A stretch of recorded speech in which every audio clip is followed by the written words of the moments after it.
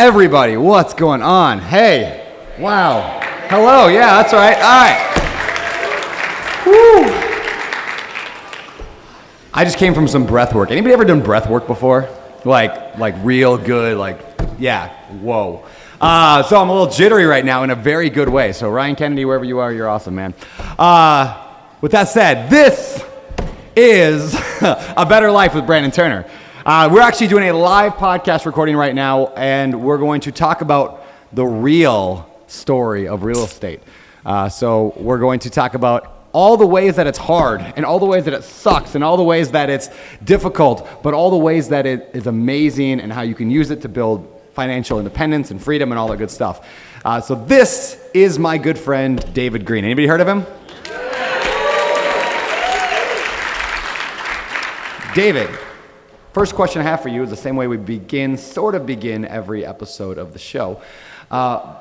We donate all the profits from all the ad revenue from, I say profits every time, but it's really ad revenue, all the ad revenue from every episode toward a charity or a cause or a mission of the guest's choosing. So to throw it at you, what breaks your heart? What should we throw this money toward? That is such a good question and a terrible one to start the podcast off with, because I would need some more time to think about that. All right, you think about that for a little bit, and then I'm going to come back to you, because normally I prep guests ahead of time, but I did not prep you on that one. Yeah, and normally that's not a problem, but the best charity, you don't want to get that one wrong. That's pretty big.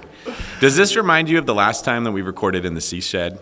So you guys don't realize it when you're watching the podcast, our faces are like this close. Yeah, they're very close. Like his blue eyes are captivating. It's very difficult to think and look at Brandon. I just have to do it. I can't look away, right? He just did it on purpose. He shot me those daggers. There's a little more safe space in this point now where you're not as distracting. A little more. And our leg hairs aren't tickling like they do when we're sitting in the Sea Shed. That is so true. All right, man. Well, why don't we kick things off with a little bit of I know you, David Greene, as a very successful real estate investor. You are the pioneer in a lot of ways and the proponent of long-distance real estate investing and BRRRR investing. You have been shouting those things from the rooftop for years. You've written a lot of books. They sell very well. You are a real estate agent that is one of the top agents in the entire country. You are a good jiu-jitsu roller, is that a word? And a great friend. But before all of that, who is David Greene? What's your background a little bit for those who maybe don't know who you are? That's a great question. Yeah, take us back somewhere. You should be a podcast host. I should be good at this. I started off life in a challenging circumstance. I mean, like my needs were met, but family life was rough. I struggled with confidence quite a bit. Most things that I saw other people doing, I had a belief that I wasn't good enough to do them, whatever it was. I thought that was a normal way of living, and then as I got older, I realized not everyone has those same thoughts. So you would see people doing jiu-jitsu and think that's fun. My first thought was, I could never do that. I am not good enough to do that. I don't deserve to do something that cool, and so I would just avoid going to do that, and that sort of became a habit. Graduating college, I felt God putting it on my heart very strong that I needed to get in law enforcement. I had never had a desire to do law enforcement before. I thought it was cool like everyone else does, but I was sort of in the service industry. I worked in restaurants, and I was pretty good at saving money. It got so powerful that I had no choice but to do it. It was like a compulsion. I remember like sitting in the shower. Have you ever done that where you sit down in the shower and have like the deepest, someone said, yeah, it's like deep thoughts mode, right? Like you got something really big going on in your life and just thinking, I'm going to do this, and I don't care if it kills me. I have to move forward with what that is. And I now know, looking back, that was God's Spirit putting me in a situation where I would develop the confidence that I had been lacking. Like he was sort of stepping in this role to play a father that my own dad hadn't played very well. And it changed how I saw myself and who I ended up becoming. You get put in these situations with tension, with resistance, with difficulty, that you have no choice, but you either die or you rise to the occasion to solve what's going on. And as a man, at least, I don't know what it's like to go through life as a woman, but I don't know if it's the same thing. the experience that you have is so different when you like yourself, when you respect yourself versus when you're living underneath the umbrella of those thoughts I was describing. So there was sort of David pre-law enforcement and then David post-law enforcement. That did a lot for my ability to recognize, like, when life challenges me, I have what it takes to step up. I can do it. Whereas before it was an automatic, oh, this is getting hard. It's just not for me. Let somebody else go do it. And then I just stumbled into real estate investing. I bought my first house from a buddy who was going to lose. He was moving out of the state to go to Bible college, and he was going to lose his earnest money. And I stepped in to buy it to save him and thought maybe someday I'll live in it. I was rented out in the meantime. This was 2009. Not a bad time to get into investing. And made every mistake you could possibly make. Hired a property manager who was terrible, but way better at it than me, and realized, like, oh, that's what I was doing wrong. You just got to get somebody else who's good at it. Bought a house every year after that. Slowly started to identify as a person who's a real estate investor, totally by accident. Had no purpose for ending up there. And then I started getting a lot of attention for owning rental properties.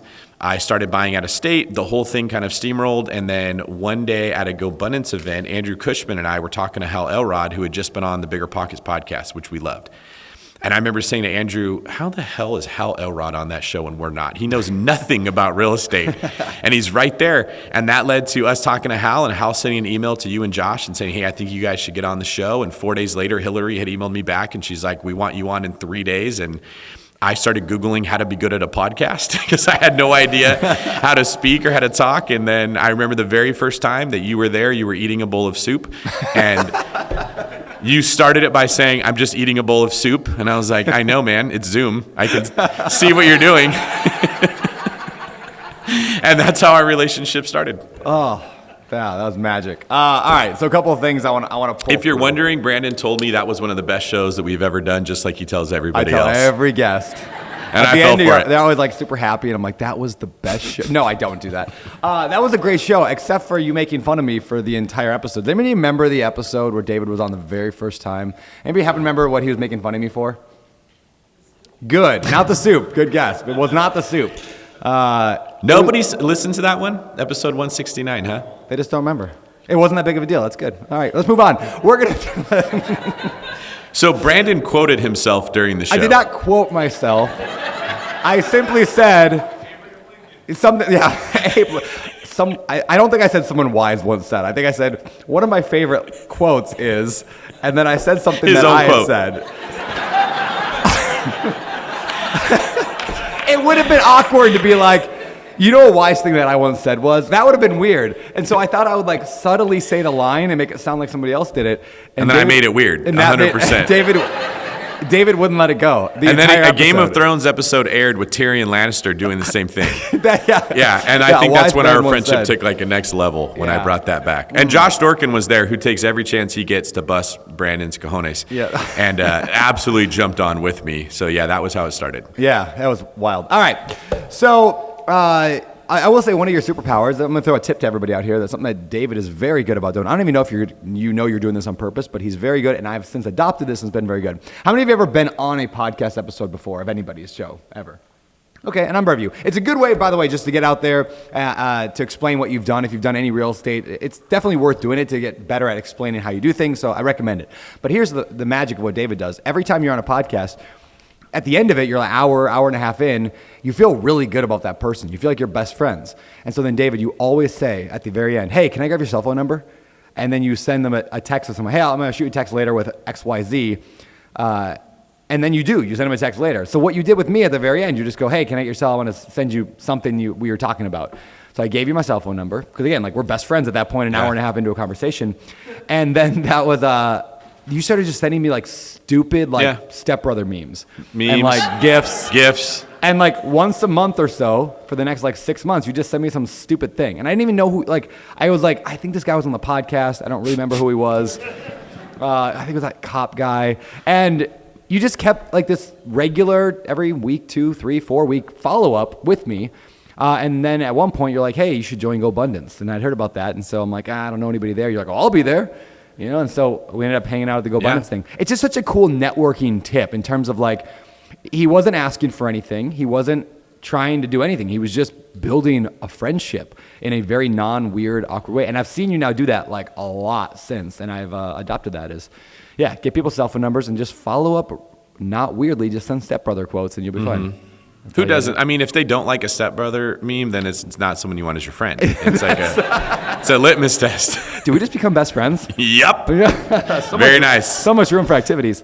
All right, so let's talk about real estate investing right now. It is not 2009 anymore.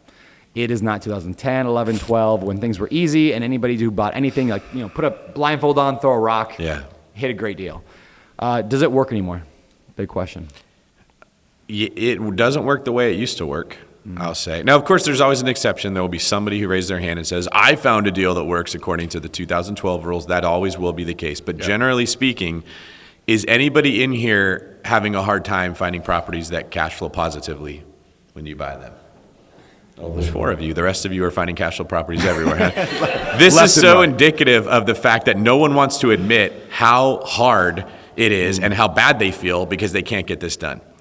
And there's a lot of reasons why that may be, and we can talk about that. But I feel like one of the big problems is we set a standard and expectation of what was normal that started in 2010, which was probably the best time to buy real estate in my lifetime or even before my lifetime that I'm aware of.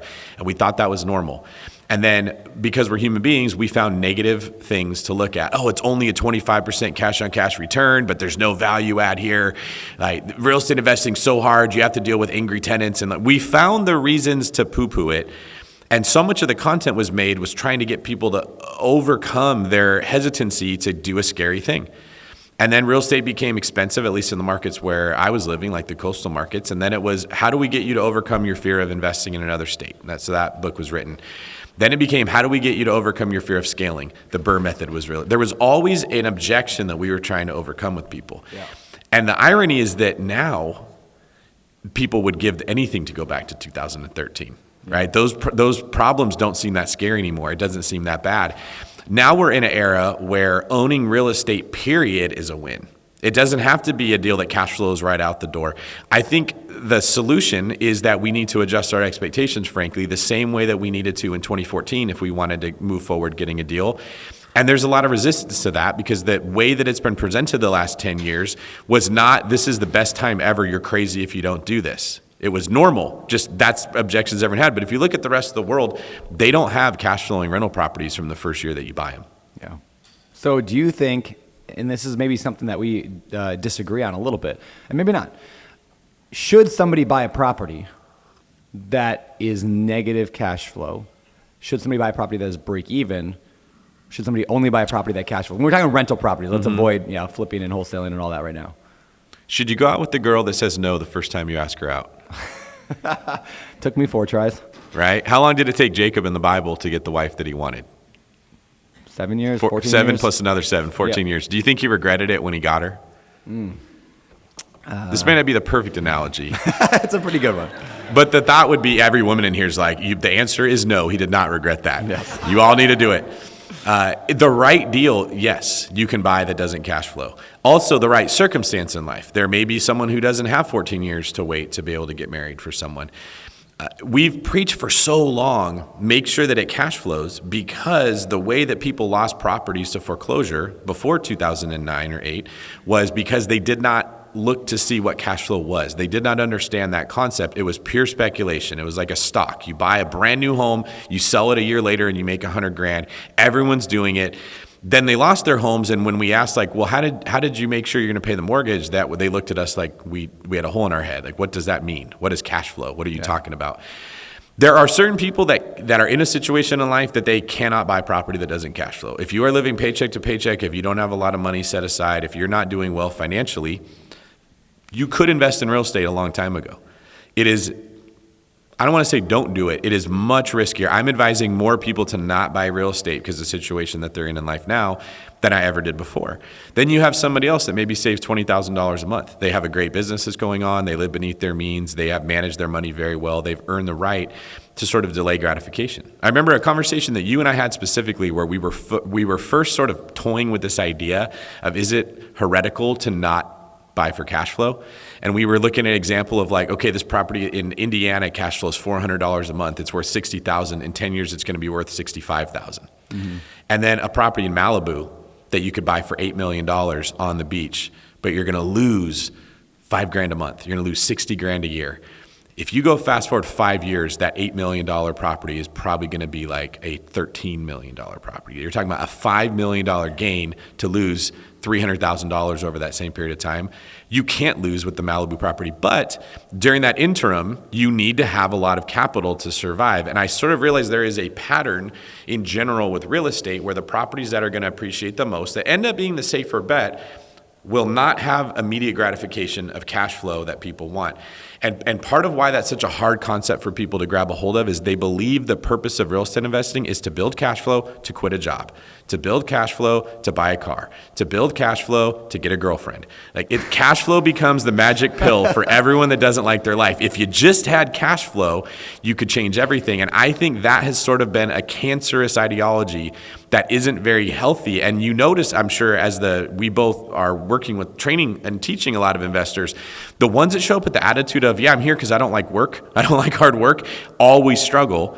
The ones that succeeded at all the things they did before and then they come into this, they end up figuring out how to do this too. Yeah. Yeah, there's almost no successful real estate investor I know that grew a big business and then just went and retired on the beach. It's very, very rare, right? Like anybody who's able to attain financial freedom isn't actually able to take financial freedom.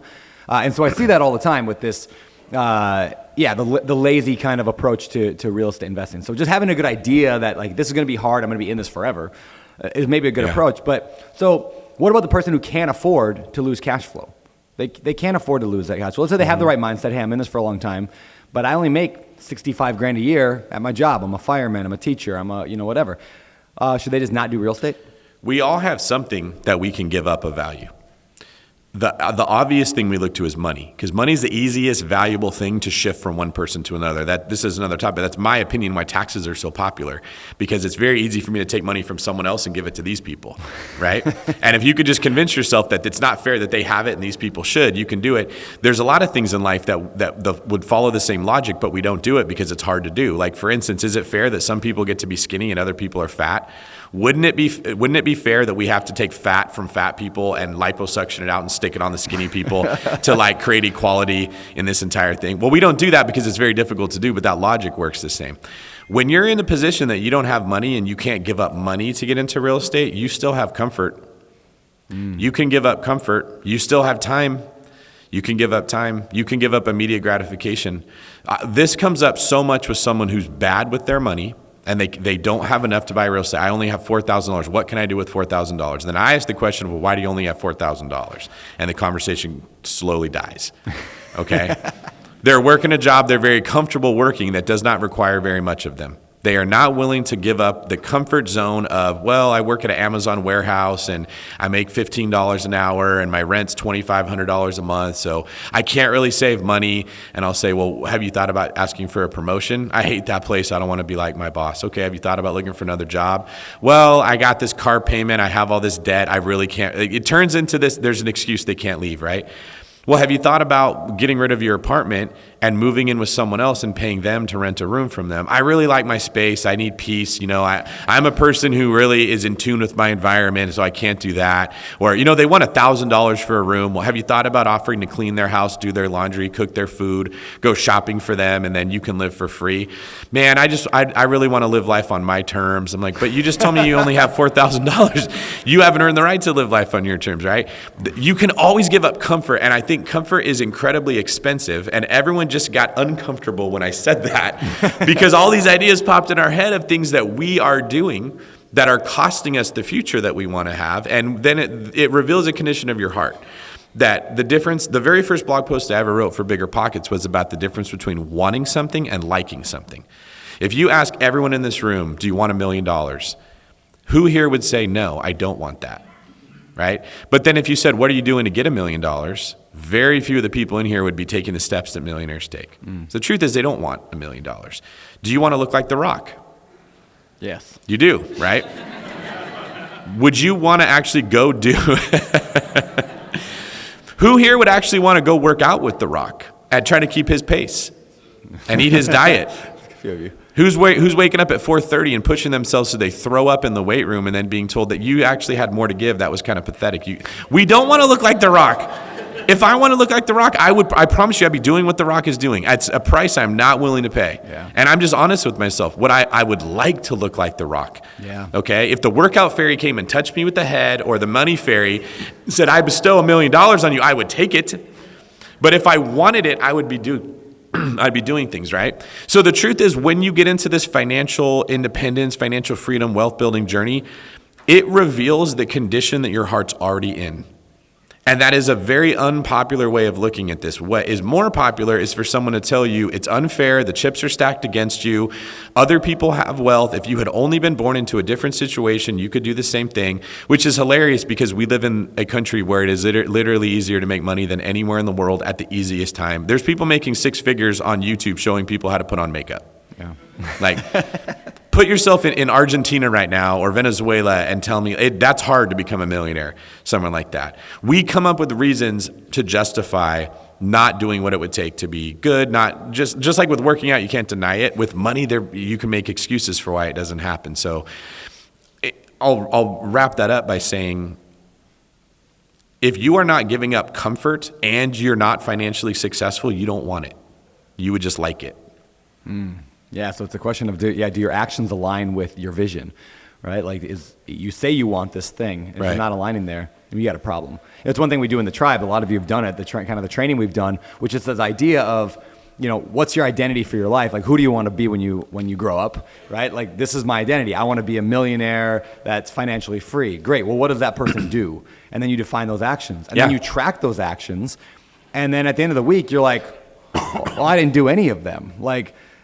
So you don't want it. Yes, you don't want it. That's exactly it. Like, you're not going to get it. And it reveals a hard truth. And I would actually guess a lot of people will end up leaving the Better Life Tribe. They'll end up leaving the habit of tracking your habits. They'll end up leaving all that because it reveals the truth, and people don't like to see the truth. Right? Nobody, I say this, a wise man once said, no one wants to be a villain in their own story.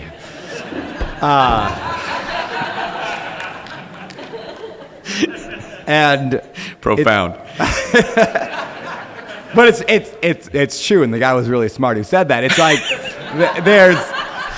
have you ever seen that, right? Like, everybody always wants to find a way to make sure that they are the hero of their story and not the villain of their story. No matter what it is, right? A couple breaks up, it's always the other person's fault, right? You're overweight, it's always the other, not you, you look good. You're like, it's always the other person's fault, right?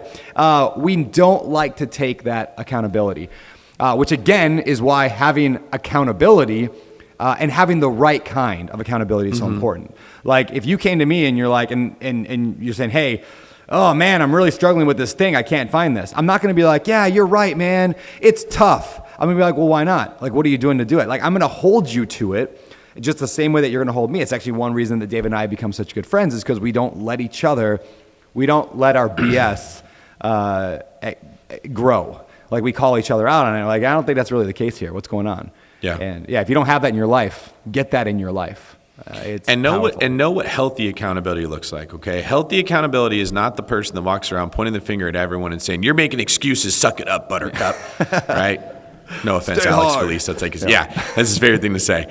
There's an example in the Bible of Jesus criticizing the Pharisees, right? And he's saying, you're judging everybody else for not following all these rules. And he did not criticize them for the judgment. That's how everyone thinks, is like, if you tell someone that they're wrong, you're bad, judging is wrong. He said, you criticize them, but you don't lift even a finger to help them.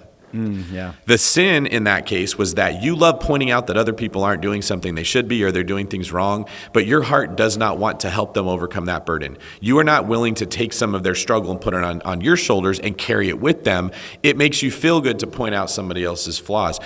Another element of, I think, why Brandon and I's relationship is so good is when you point out, hey, here's a problem that I see, the next thing is, what can I do to help you with that? Do you want to start joining me with this activity? Would it help if we were doing it together? Do you want me to check in on you? Hey, here's a person that I can help you connect with that will help with this thing. That's missing a lot of time from relationships, and that's love, right? Yeah, I would love to see more of that within, like, the pods and the Better Life Tribe, which is where, I mean, imagine you're on a pod call with somebody, and you're in a small group, and somebody says, yeah, I'm really struggling with, keeping my phone off at night. I just end up scrolling TikTok really late until midnight so that I don't wake up early, and then I'm missing the gym and everything. I just want to shut my phone off at night. Great. If I hear one of my pod mates say that, what I want to say in return, and what all of you to say in return is, great. What time do you want your phone off tonight? And they'll say, I don't know, like 8 o'clock. Great. I'm going to call you at 7:59. And I'm going to make sure, and I'm going to ask you, are you ready to turn your phone off? And what does that require of me? I'm going to set an alarm real quick and then call someone or text someone real quick. It's so easy to help people get better without judging. Just, I'm going to be there for you. I'm going to help you with that. So I guess that's just encouragement for everybody. If you're in a pod, if you're not in a pod, I recommend it. Any accountability group, it's powerful. But then don't just be the guy who takes, give as well. Ask, how can you make sure everybody in that group is performing to the highest level that they've set for themselves, and then by doing so, they're going to help you with the same thing. Yeah, that's what the definition of love is doing for someone else what you would want them to do for you. Yeah. And we were talking about you can give up comfort, you can also give up selfishness. Selfishness is expensive. I care about my goals, what I want, who can help me. Most people show up to events like this with I want to meet someone that's going to change my life. I need that key that's going to unlock the door to the next thing. They don't show up thinking I can be a key to somebody. I want to get to know everyone and figure out, do I have something that will help them get over that hump? Yeah. All right, let's switch gears a little bit and talk real estate specifics. Does house hacking still work today? Yeah, that's, I think, the best strategy of anything. This is one of the reasons that I love house hacking. Even as I wrote the long distance book, so many people come to me and ask, like, I live in Miami, I live in California, it's so expensive to buy here. What market can I go buy a house for $110,000? And in every scenario I look at that, it always is financially a better choice to house hack in an expensive market. Yeah.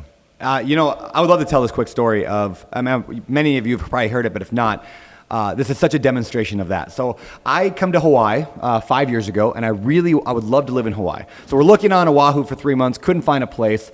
Come over to Maui for just a weekend after we'd given up, and I find this open house sign. The first hour we landed, we're driving around, see an open house sign, no intention to buy in Maui, and I go to my house, and I'm standing on this front lanai, or the front porch of this house, and I'm like, this is the house.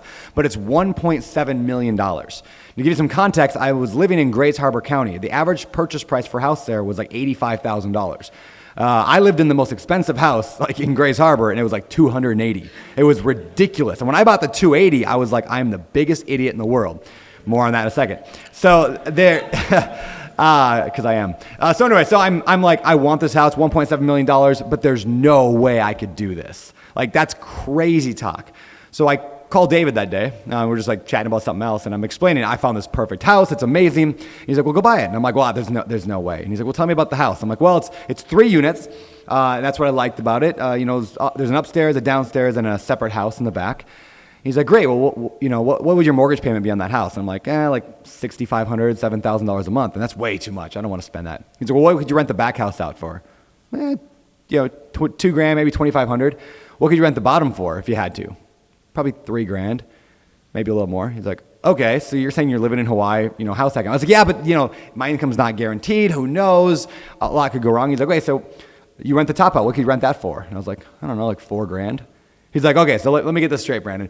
4, 3, and let's call it 2, right? So we're at 9. Is that 9? Yeah. I don't do math. So you have like $9,000 a month, and your mortgage payment's like, what, 7 with it all in? I'm like, yeah. He's like, even if $2,000 a month was eaten up by repairs, maintenance, management, whatever, you're still breaking even. I was like, yeah. He's like, and then you move back to the mainland, go live back in Grays Harbor County for $85,000 house, and you have a house in Hawaii that someday, he's like, 30 years from now is paid off to zero, and will probably be worth $4 million by that point.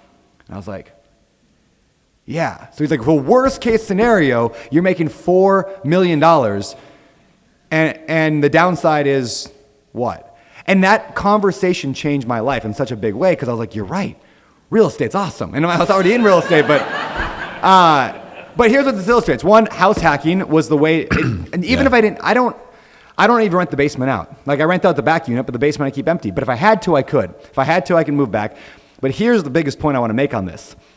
The house today, or the house up the street, 2 houses up, smaller house, crappier pool, maybe no pool, worse property, just sold for $4 million. That's 5 years. My house went from 1.7 to over $4 million. So I didn't even have to wait 30 years. Yeah. Right? So now I've got millions in equity in a house because I was willing to house hack. So I like that example of house hacking does not have to be about a crappy duplex in the bad neighborhood of whatever. Like I bought a multi-million-dollar house. And you can also think about having a conversation yesterday with somebody is, what if you built a property to house hack? Could you build the house hack? Especially in Hawaii, that's kind of an interesting idea, where you design your house perfectly to be able to house hack. So that's another avenue for house hacking. Anyway, I'll shut up now. Your turn. No, I love that story. There's so many lessons that everyone in this room can take away from that will make you a millionaire. It's thinking different. The reason you struggled so hard with that house, well, probably one of them was an emotional reason. Like, yes. I'd be a douchebag to buy a $1.7 million. I don't deserve a $1.7 million house. So huge. Brandon had this thing going on where in that conversation, I could tell right away, he feels like it would be morally wrong to buy a house that expensive.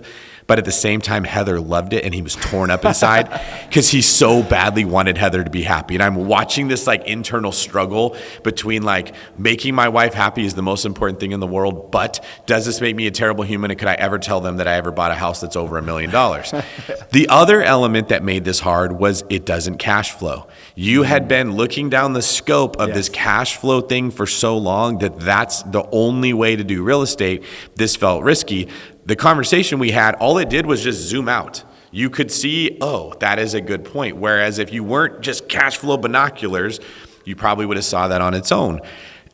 I remember the conversation and saying, like, do you think there's a better place to own real estate in the country than one of the best neighborhoods in Maui, Hawaii? Like, do you really think it's not going to appreciate? And that was that is a good point. Every time you talk to an old whitehead that's been investing for a long time, the conversations are about location, location, location. Older people that have been doing this have simplified it so much. It's buy in the right location, hold it for a long time. Yeah. And we've talked before that I really think cash flow is not meant to be an offensive wealth builder. How long would it have taken you to make $3 million in cash flow? A little while. Yeah, unless you're Methuselah living to 950 years old, that's not happening, right? We don't live long enough to build wealth through cash flow in most cases. Equity is something that you have much more control over. The key with revenue from rents and cash flows is defensive. It is to not lose a property. The goal, want to win in real estate? Buy real estate in good locations and wait a really long time. That's it. You guys can go home. You're welcome. You're all millionaires. The secret is doing that in a way that you won't lose the property. Yeah. Okay, so cash flow is a way that we taught people you cannot lose a property if it cash flows. It is not the only way. What if you live beneath your means for longer than you have to? What if you don't go get the BMW as soon as you start making more money? You don't go buy a vacation home that's a terrible deal as soon as you make a little bit of money. You just keep living beneath your means. What if every day you go to work and say, I want to work a little bit harder than I did yesterday? What if you looked at your coworkers like competition that are all trying to beat you and work harder than you, and your goal was to be the hardest worker in the room every single time? Do we have control over that? Yeah, how many people are passionate about waking up and going to work and outperforming all of their competition? Most people have been told that if you have to go to a job at all, you're a victim and it's not fair and there's a better life out there for you and you shouldn't work. I don't want people to slave away at a job they hate. However, if you don't build that work ethic at the job that you hate, you're probably not going to have it when you go get your perfect job. Mm-hmm. When you quit that job to go be an entrepreneur and you don't have the muscles that are built that you needed from working very hard, you're going to fail at that too. So if you get good with managing money, making more than you need, living beneath your means, you earn the right to delay gratification and can buy a property in Maui that to me was like the no-brainer of no-brainers, right? I'm not surprised to hear that property in 30 years is going to be worth more like $30 million. Can you explain your logic on that real quick? Because you said something the other day that was just kind of blew my mind in a little bit about how 30 years ago. Yes. Right? And then looking forward. This is everybody that heard Brandon's deal, okay? Every one of you thought, I wish I could go back 5 years and buy one of those. It must have been nice to be Brandon Turner, okay? But at the time, Brandon was not thinking must be nice to be me. He was like, this is the dumbest financial decision I've ever made. I'm just doing pure luxury. But how many people thought I'm going to go buy some Maui real estate right now, so 5 years later, that's me?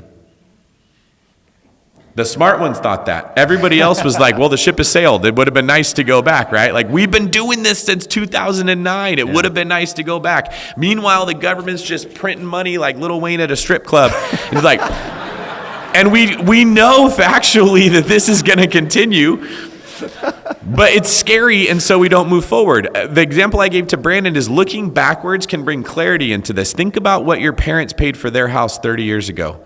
Jay, do you mind me asking Austin, Texas, what was the average house worth 30 years ago? 30 years ago? What do you think? $100,000. That same house, what's it probably worth today? Same house, 100 to what? $1.5 million. Okay. When they were buying the house for $100,000, they were thinking it's not worth more than 96. I can't believe I'm overpaying for this thing. Everyone was thinking that, right? Do you think a person paying $100,000, that triple digits, like that's incredible, could have ever imagined the house was worth over $1 million?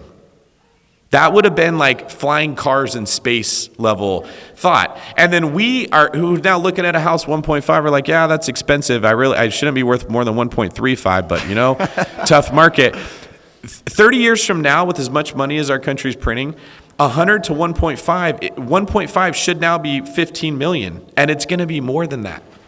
It's so hard for us to believe that could happen, but logically speaking, looking backwards, it already has happened. It has happened. And we printed a lot less money than we did this time. That's the point. We printed way more money. It's silly to think that's not going to happen.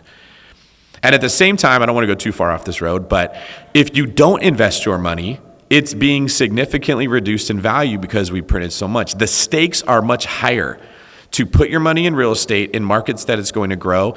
And I don't want to be the guy that everyone says David Greene doesn't believe in cash flow. Please don't hear me saying that. It's just been abused. It's been treated like the only reason you should buy real estate. But the people that have done well in real estate, you guys heard the Barbara Corcoran episode we just did? Who was shocked here to hear a brilliant businesswoman say, I overpay all the time, I don't care. That was literally her strategy. I buy in the up-and-coming markets. I don't really care what it's worth. I buy it, I hold it, I refinance as much money as I can, and I just I overpay for another property in a great location. When that tide rises, it just takes all the real estate up. And I think we've overcomplicated in many situations a bunch of details with real estate because it's fun to make things complicated. It helps justify inaction. It helps you feel better about the fact that you're not moving forward. But then the people that are really good at real estate don't do that at all. Yeah, it's a fascinating thing to look at, the future, what it could be. Now, that said, if you can't afford to make the mortgage payment, we don't want anybody going bankrupt here. So David's not saying, I'm not saying, yeah, just buy a bad deal, whatever. It'll make itself, it'll overpay for anything. It'll work itself out. You still have to find a way to make that thing make money. Now, I will make also, or at least, I'm not saying, it's different for each person, right? If you make $1 million a year, it's different than you make $60,000 a year. But I would want to at least know it's going to break even on like pure cash flow, unless you have a lot of money that you can just lose money. Now, that said, I look at this different in terms of residential versus commercial as well.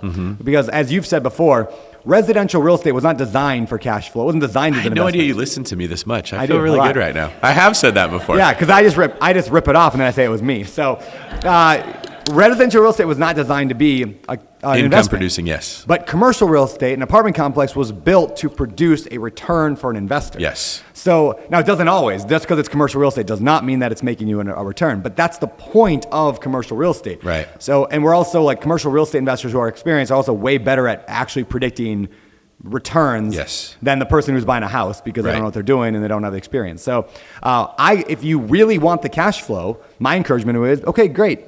Get into the cash flow game then, which is commercial, multifamily, commercial, that kind of stuff. So that's a great point. Yeah. And then this is true. If you just take a minute to think about the way that commercial properties are valued, it's based on the NOI. Yes. And then the cap rate, which confuses everybody. We had hey Maria, we were doing a Spartan League call and I was explaining what cap rate was to everybody.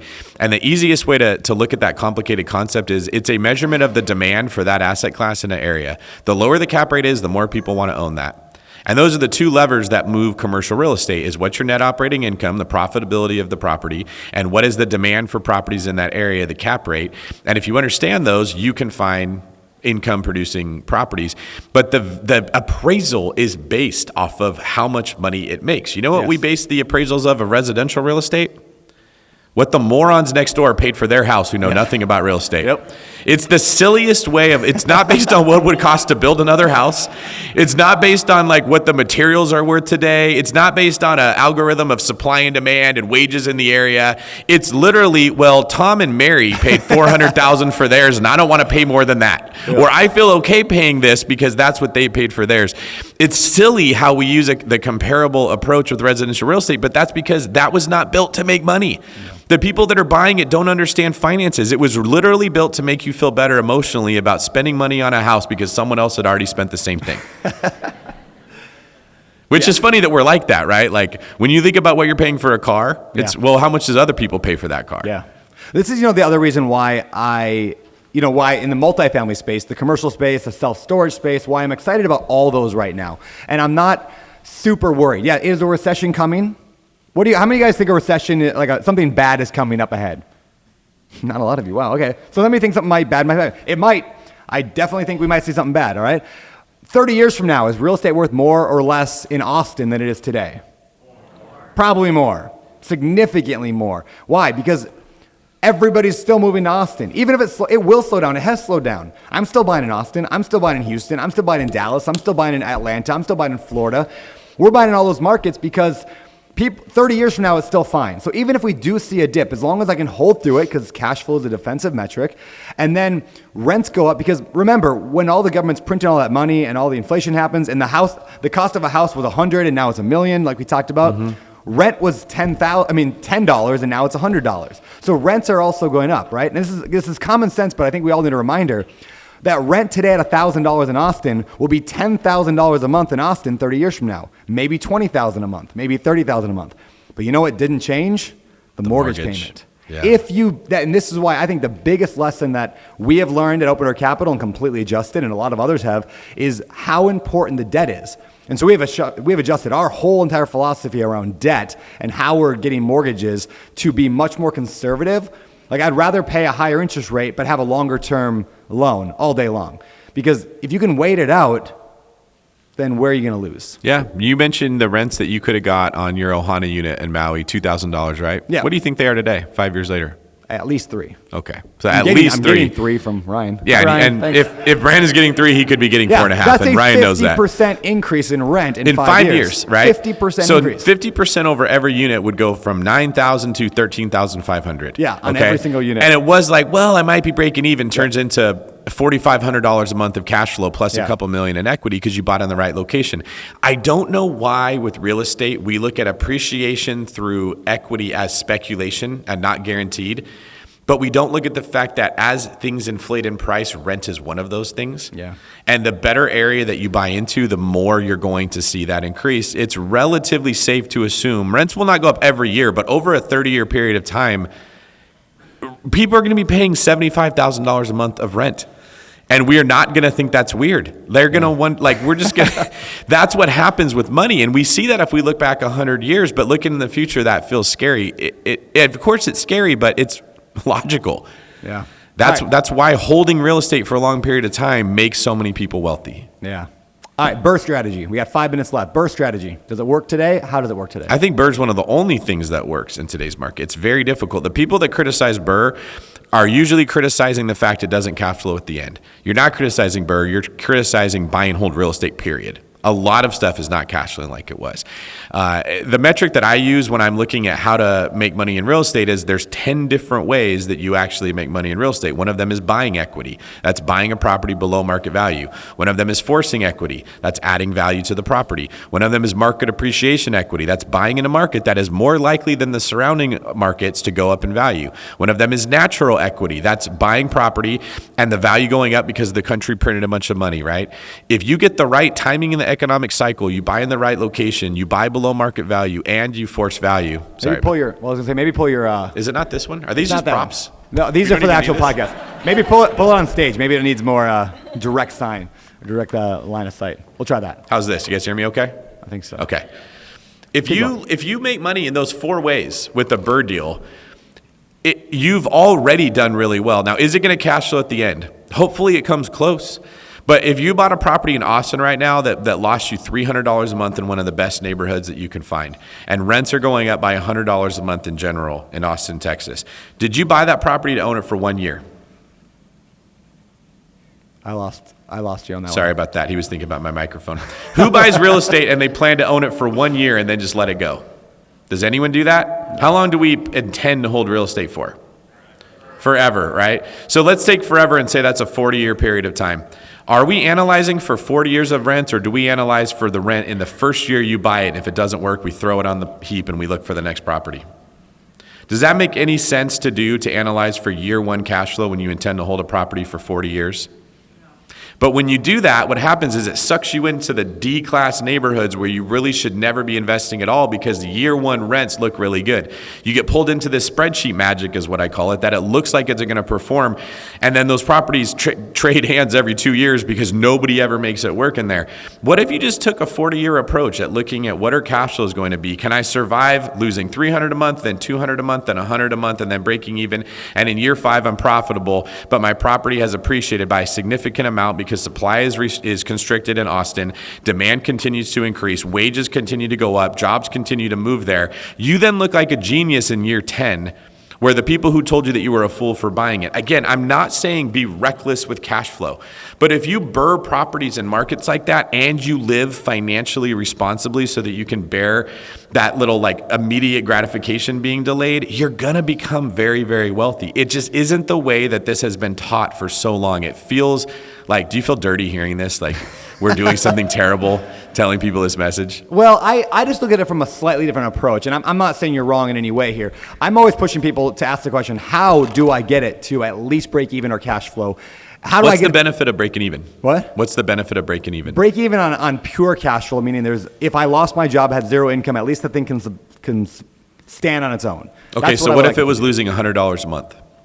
Yeah, ideally, I don't want that on a scalable model. If I'm buying one property, it's not a big deal. If I'm buying 50 properties that are losing $100 a month, that's a problem, right? So I want 50. I'm a scale guy, right? So I'm thinking in terms of 50, 100 units. I want it to at least stand on its own now. And so I'm going to ask the question, how do I get it to do that? I used an example yesterday, and it's a silly example, but it just explains how my mind then operates on this. Somebody was talking to in here about buying in Hawaii or buying something in Hawaii. So I said, imagine this. In Hawaii, you can buy a house and you can put on potentially 2, or at least in Maui, you can put on 2 what we call ohanas, 2 ADUs. So for one house, you can actually have 3. We also have a thing called CPRing, which is where you take a lot and divide it in half. You can then on that half put a house and you can put 2 ohanas. Now, none of that's easy in any way, shape, or form. But then I go, okay, imagine you build or you buy and renovate a house. And you build or renovate that house to be an unofficial 2 units, or maybe even 3 units, where you have it's all legal. I'm not saying do anything illegal. I'm put a door lock in this one section, because you're designing the house, you're building it. So you put a door here that closes off this section from this section. So now I can rent it. Now instead of 3 units on one property, I've now got 4 units on one property. And now I CPR'd it and I have 8 units on one property.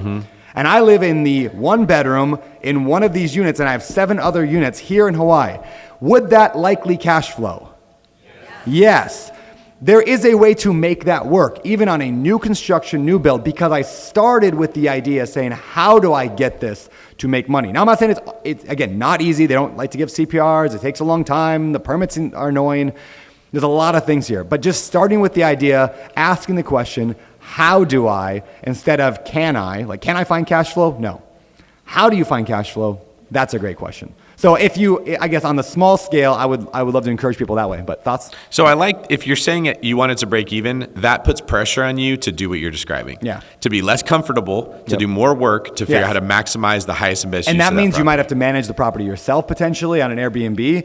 It might mean you have to do you might have to even paint the unit and do all your own drywall. I don't know, but I like thinking how, if you can't afford to just buy and wait, which is what you're saying. That's the only way I'm seeing people make money in today's market, is they have to be creative like that. Yeah. You have to understand the fundamentals of real estate. You have to look at a floor plan and be like, I doesn't need this much space in this area. I could put up a wall and I could make a separate unit over here.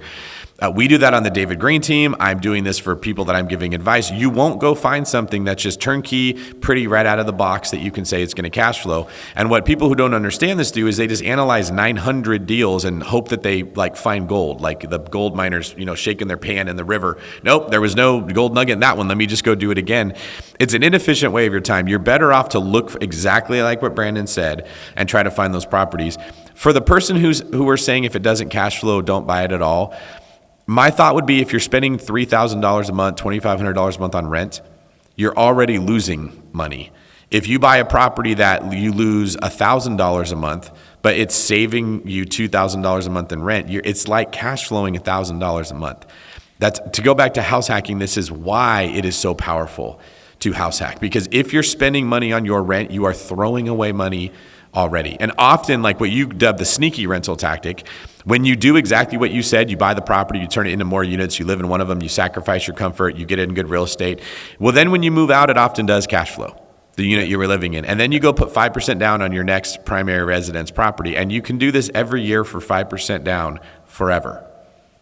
That's really all that you guys need to do. You want another way you want to be millionaires? House hack a house every year. Do what Brandon said. Only buy properties with enough square footage that you can turn them into several units. Manage them yourself. Give up the comfort to do that. At the end of 15 years, you'll have 15 properties in some of the best neighborhoods you never could have bought in. You will have never paid rent the entire time. You'll be a multimillionaire because you were less comfortable. All right, man, let's shift slightly gears here. I think we got 3 minutes and 22 seconds left. So what opportunities do you see in the future, meaning like macro scale? Like what's going to work in the future that you think real estate-wise? I'm more worried about, like, I have an outlook that's almost bleak. Like I think we've been thinking offensively for the last 10 years because you could make so much money just buying real estate and inflation carrying it up. I don't know. I just want to come out and say I don't have a crystal ball. I don't know any of this. I could very well be wrong. My gut tells me, looking at this data, there is nowhere to put money that isn't real estate that keeps ahead of inflation. Can anyone in here go buy bonds and beat inflation right now? We saw what happened with the banks.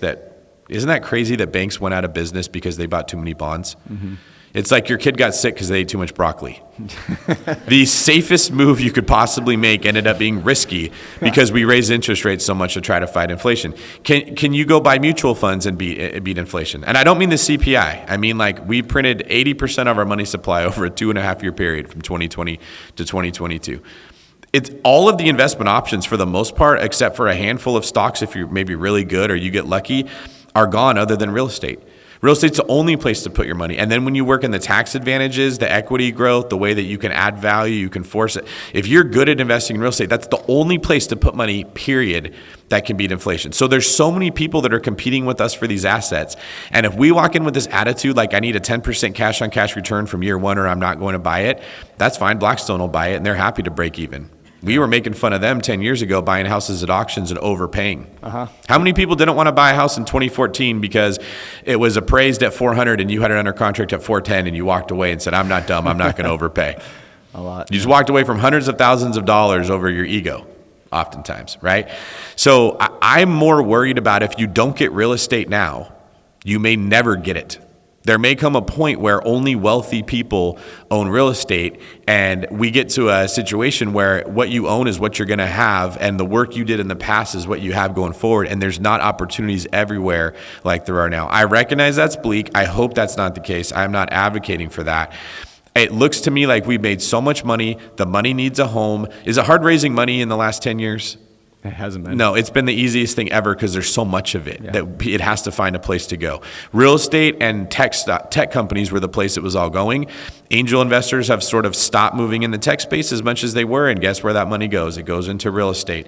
How much did Blackstone just raise? 40 billion, 45 billion, something along those lines? A lot. Yeah, and more people are going to be copying what they're doing, and now they're moving into the single family space. I'm more worried that we're going to be pushed out of the world that we're in than we're going to have a big crash and there's going to be tons of free properties and it's going to be a free-for-all. It's hard for me to see that happening again. Yeah, same. All right, so this episode of A Better Life with Brandon Turner is actually going to be a two-parter. So the first part was here live. We're going to transition now, for those listening on the podcast, over to a recording that we're going to do in the Sea Shed later this week. And we'll do the rest of the questions there. So in the meantime, let's get back to the conference. So, David, thank you for joining me today. Thank you, guys. Can we give it up for Brandon putting this together? Give it up to David.